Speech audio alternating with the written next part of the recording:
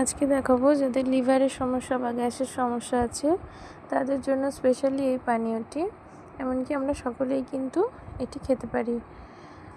এটি বানানোর জন্য প্রথমেই আমি নিয়ে নিয়েছি, দেখুন ছোট গ্লাসের আমি 3 গ্লাস জল নিয়েছি। যেহেতু এখানে আমি 3 গ্লাস জল নিয়েছি তাই আমি 3 পুঁতি রসুন দিচ্ছি।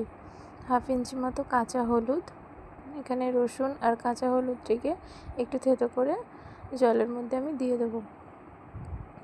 আর এবার আমি 3 চামচ মধু নিচ্ছি। যেহেতু 3 গ্লাস জল তাই 3 চামচ মধু কিন্তু, ঠিক আছে। তো মধুটা নিয়ে আমি এখানে একটি বড় সাইজের লেবু নিয়েছিলাম, তাই আমি লেবুটা অর্ধেক করে নিয়েছি। তো অর্ধেক লেবুর রসটা একটু লক্ষ্য রাখতে হবে যেন টকটা বেশি হয় জলের মধ্যে। তো এটা ভালো করে গলিয়ে নিয়ে আমি এটিকে রেখে দেবো সারা রাতের জন্য।